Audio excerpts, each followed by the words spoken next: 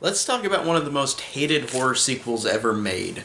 And I totally do not agree in any way that this is awful. Freddy is Dead, The Final Nightmare is what I'm going to talk about today. In my Nightmare series review, I've talked about every one of them up until now.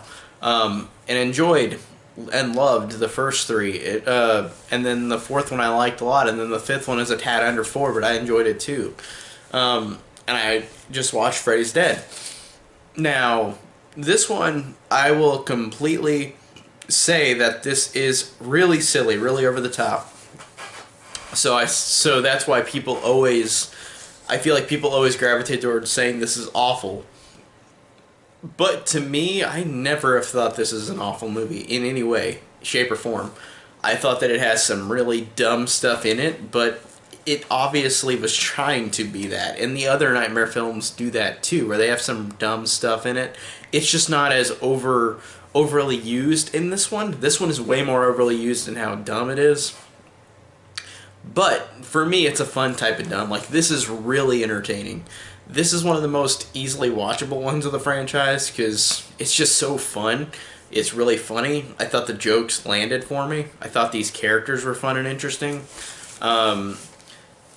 And of course the title is called Freddy's Dead, even though it's not the end. Like, he's not dead because he comes back in Freddy vs. Jason and New Nightmare would, but that's a meta movie sequel where it's like in the real world. But Freddy is never dead. He always comes back.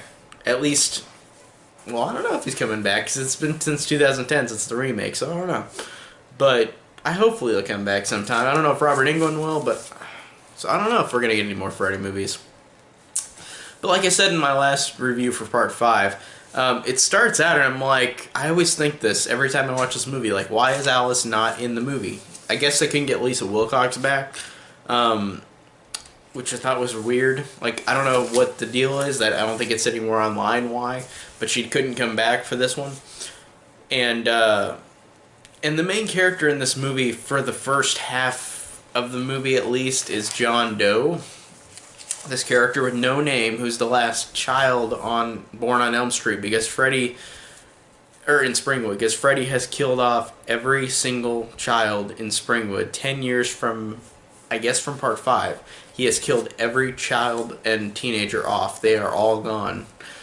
And this John Doe character appears, and Freddy has to use him to bring back the fear in Springwood. Like, he's got to, well, I guess he'll make it to where anywhere is Elm Street, where he can kill anybody anywhere in the world.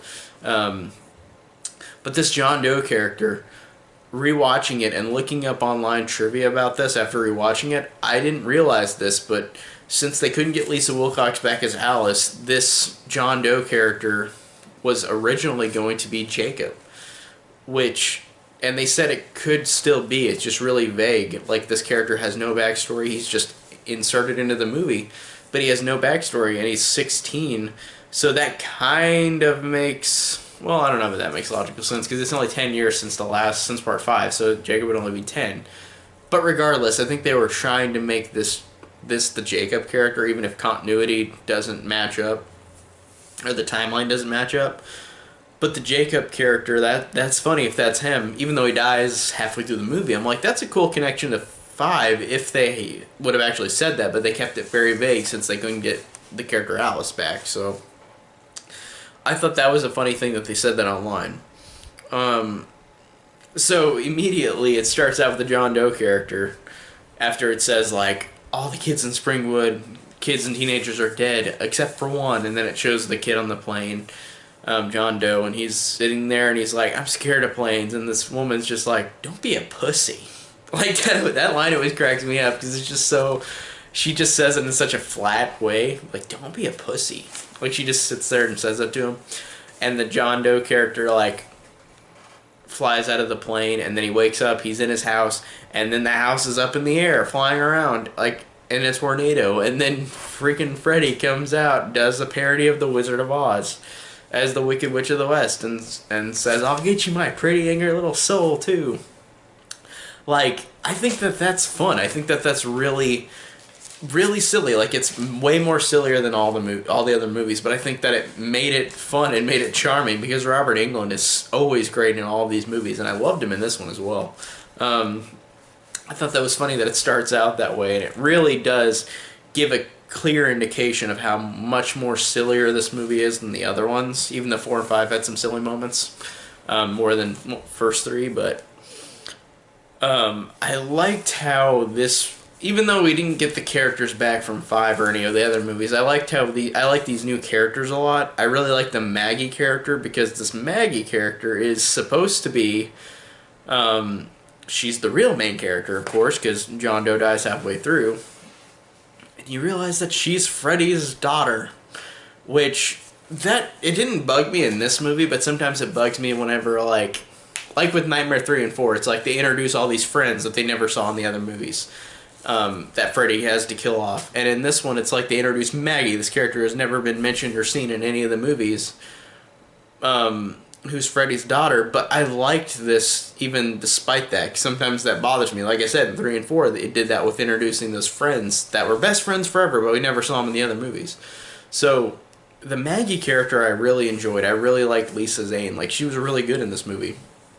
She reminds me of another actress, and I can't remember who, but she reminds me of somebody. She looks very similar to somebody else. But she is great in this movie, and I really like the fact that her story, whenever you realize that John Doe isn't Freddy's kid, and like Freddy's just killing off the last Elm Street kid, it's Maggie, and I love the fact that we actually get a backstory on her and on Freddy, both young versions of each other, where Maggie has been getting this thing through the whole movie. Like, she's been having this dream. And not like a dream where Freddy's in to fight her. It's just she's having this dream of like her being little and then hearing a scream. And then this line that keeps getting on her throughout the movie, that "I won't tell" line. And then you realize in the end that she's Freddy's daughter. And Freddy kills his wife because she goes in and finds all of his like razor gloves and all that and like all his murder weapons. And Freddy, like, I think kills her. He tells young Maggie when she's a little girl, like, oh, I just put her to sleep because she's needed to take her medicine. But of course he said that to calm her down. But the young Maggie character crying, and then he just says, but you won't tell anybody, will you? And then little Maggie's just like, I won't tell. And I really like that line, and I like that performance out of the little girl. Like, that little girl was good in this movie. And that line, I won't tell, throughout the movie, I thought it did a good job of like saying, like building up to that moment whenever Maggie says that, like little girl Maggie says that to her dad, Freddy. So I liked again how this one, like the other sequels, it does something else, like in a fun way. Like how I said in part 2, Freddy's trying to possess Jesse. In part 3, it's the Dream Warriors. In part 4, it's the Dream Master. In part 5, it's the Dream Child.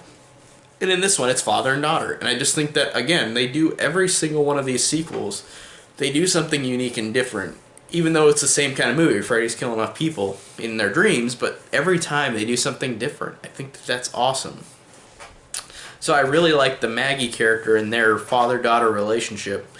And I liked how Freddy gets some backstory too. Like, that's really cool too. Like, you see how he's abused as a kid, or how he abuses himself as a young boy. But I thought that again, it just really works in elaborating on Freddy and Maggie. And the couple of kids who are in this movie who die are all right. Like, they're fine. Breckin Meyer's in this movie, which is funny, as Spencer, but Spencer and Carlos die, and it's like their deaths are cool. Like, Spencer's is really silly because he goes into a video game and Freddy uses the power glove, dated reference there, the power glove, and goes and kills him in like while playing a video game. And then Carlos, who has the ear problem, he amplifies it in his dream, where like anything that makes any noise will be amplified. So like Freddy eventually just keeps scratching on a chalkboard, and then Charles' head just explodes, which is an awesome death. And apparently that's Robert Englund's favorite death of the whole franchise that he did. Like, I love that death too. It's awesome.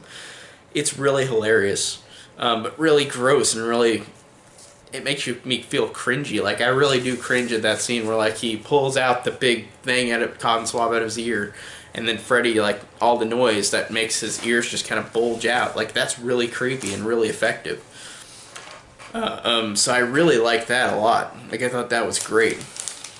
And the John Doe character dies too, like, by falling into some spikes, which is kind of lame compared to the other two, but it's cool though. Like, I mean, I would still like it, but it, I don't know. Like, I thought the kills, there were only 3 kills in this movie. Like, the first, was it the first one? Like, no, the 5th one had 3 kills too. And I liked how this franchise, as it goes along, it gets less kills than more. Like, that's funny. They usually never do that in a horror franchise, where they always have to do more in every movie. But this one, it's less kills.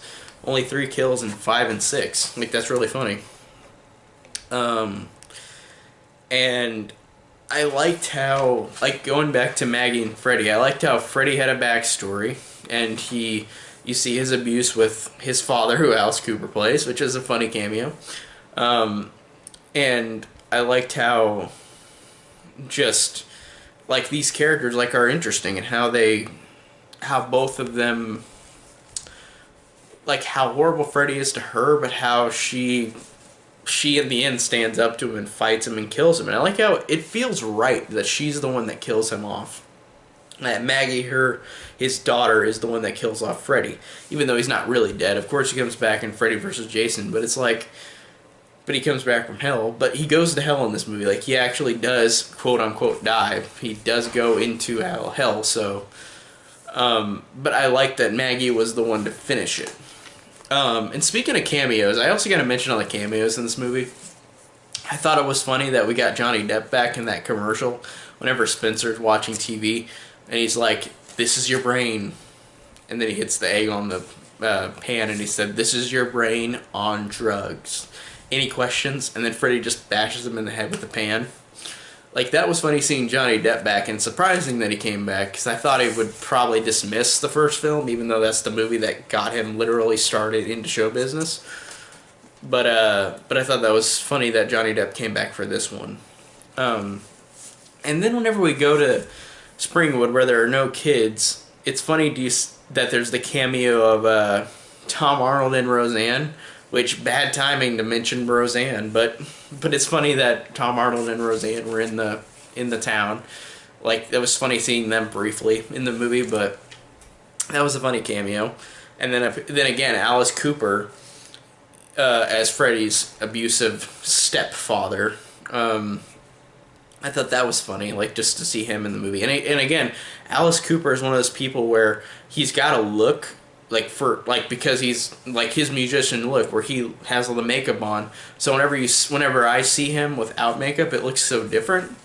Like, he looks so different that I don't even recognize him. So the first time I saw this movie, whenever I was really young, I did not know that was him until years later, because I just didn't really know what Alice Cooper looked like without his signature look for how he looks normally on covers and stuff.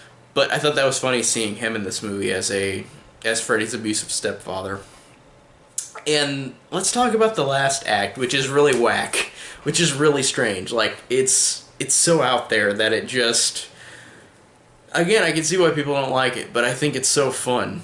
Like, they put on the 3D glasses for some stupid gimmicky reason. Like, that was a reason that was extremely gimmicky that I don't get how they even got away with in terms of a story standpoint. It's like, oh, put on these 3D glasses, and they literally do that in the movie and say that in the movie, and I'm like, and I watched it on DVD, and it's not the 3D version, or the last 10 minutes 3D version. So it just seems so weird to see this movie when they put on 3D glasses, but you're not watching the 3D version, so it's just a random thing that happens, and then you never see anything 3D. Because, like I said, I'm watching the regular version. I don't think they even made a 3D version on DVD, did they? I don't think so. Because I didn't get the glasses with the box set I got. So, unless like it's the first Nightmare box set. I got like the 4-packs of 1 through 4 and 5 through 8 that New Line did later along the line. Not the cool box set. I want that. The cool DVD box set of the first, all the other Nightmare movies. But I got the more recent set that was,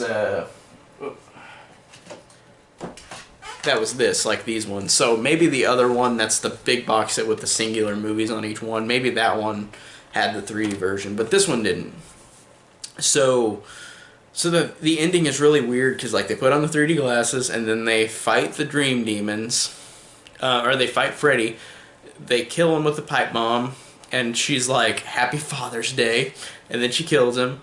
And it's so weird because Freddy's like, he explodes and his head comes out to the screen going ah, and then it literally opens up and it's another image of him going ah, and then like it shows the 3 dream demons flying around in 3D like in the front of the screen. So if you're watching it in 3D, it would make sense. But then the dream demons go away, and then it just ends with Maggie and the girl and the guy character, that one guy that works at the hospital. I don't even know his name.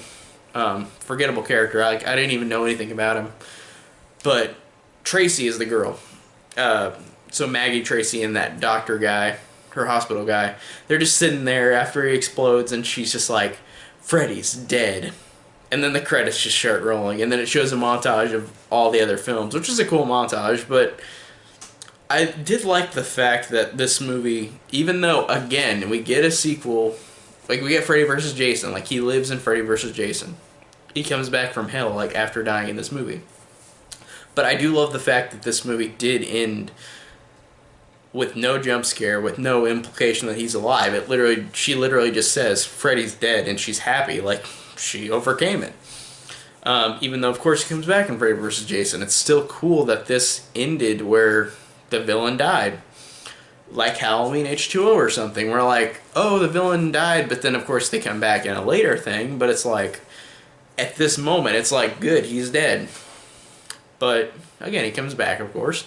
But I did love how that did that. This movie doesn't get credit like that, like Halloween H2O did, where it's like, you literally kill off the villain, and you don't end it with anything scary. It's like, it's done. Even though, of course, it's not done. But at that moment, you feel like it's done.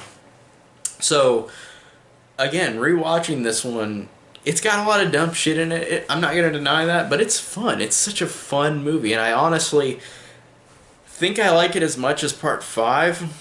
So in terms of the rankings so far, the first 3 are my favorite, and then 4, then 5, and this one. Like, I can't choose between 5 and 6. Like, they're both entertaining. This one's more watchable than 5, but 5 has more interesting characters overall, because Alice I liked more than Maggie, but Maggie's still great though in this movie. But overall, this one was, again, another rewatch where it's like, this is fun, this is so silly, but it's so entertaining. So I don't care if people hate this movie. It's definitely not one of the worst horror movies ever made, not by a long shot. Like, seriously, it's just overly goofy and silly. And that's what they were trying to do. I don't think they were doing it unintentionally. They were, of course, trying to do that because Freddy had become so big in pop culture that they wanted to make this movie silly. Which I don't mind, because I thought this movie was awesome. This was such a fun sequel. I can't wait to rewatch New Nightmare again, because I don't remember much about it. I've seen it a lot, but I'm excited for that one, because that's a lot of people's favorites after the first one, or the third one. So yeah, I'm excited for New Nightmare. Thanks for watching, and check out my New Nightmare video.